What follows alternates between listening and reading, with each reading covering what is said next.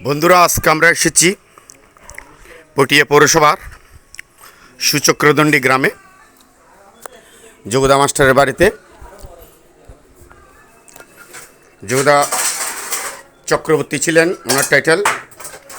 যোগদা চক্রবর্তী তৎকালীন সময়ে ব্রিটিশ আমল থেকে শুরু করে ছেলেদের ছোটো ছোটো ছেলেদের হাতে করে দিতেন। এই সুচক্রদণ্ডী গ্রামের প্রায় ছেলেরা তার থেকে হাতে করে নিয়েছেন এবং শিক্ষা নিয়েছেন। আর সেই যোগদা মাস্টারের ছেলে বনমালী চক্রবর্তী। আমরা বনমালী চক্রবর্তীর সেই কালীবাড়িতে এসেছি, কালীবাড়ি এবং লোকনাথ বাড়ি। যোগদা মাস্টারের ছেলে বাবু বনমালী চক্রবর্তী ছোটোকাল থেকে তার খুব শখ ছিল এমনি নিজের হাতে মাটি দিয়ে কালী মূর্তি তৈরি করে কালী পূজা করত। তৎকালীন সময় থেকে ছোটোকাল থেকে বনমালী চক্রবর্তী ওই কাজটা করতেন। তার খুব শখ ছিল এবং তার মনে প্রাণে চেষ্টা ছিল সে একদিন এখানে কালীবাড়ি করবে, কালী পূজা করবে এবং পাথরে কালী মূর্তি প্রতিষ্ঠা করে কালী পূজা করবে। তার আশা পূর্ণ হয়েছে। তার আরেকটি আশা আছে, এটাও ভবিষ্যতে পূর্ণ হবে। হঠাৎ করে দেখা গেল ধলঘাটের এক ব্যক্তি ছিলেন, তিনি এই কালী মূর্তি এবং লোকনাথ মূর্তি প্রতিষ্ঠা করে উনি পরবর্তীতে বৃদ্ধ বয়সে মারা যান। মারা যাওয়ার পরে তার কোনো ছেলে সন্তান না থাকার কারণে এই কালী মূর্তি এবং লোকনাথ মূর্তি পরিত্যক্ত অবস্থায় ছিল। ওখান থেকে এই বনমালী চক্রবর্তী ওই মূর্তিগুলো এখানে নিয়ে এসে ওনার বাড়িতে নিয়ে এসে পুজো করতেছেন এবং খুবই শীঘ্রই আমাদের সামনের যে জায়গাটা আছে, এই সামনের খালি জায়গাটা, এই সামনের খালি জায়গার মধ্যে একটা মন্দির প্রতিষ্ঠিত করবেন।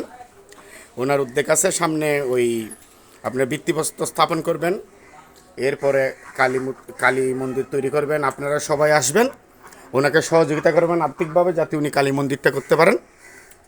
খুব প্রত্যক্ষ একটি কালী এবং এখানে লোকনাথ খুব প্রত্যক্ষ।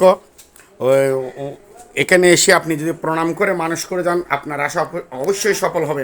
এখানে আবার প্রতি বছর কালী পুজো হয়। যখন পাথরের মূর্তি আনা হয়েছিল না, তখন থেকে বড় বড় কালী মূর্তি এনে এখানে কালী পুজো হতো, ছাগল বলিও হয়। হ্যাঁ, আপনারা আসবেন, সকলে দেখবেন, খুব সুন্দর। দেখেন, জয় মা কালী।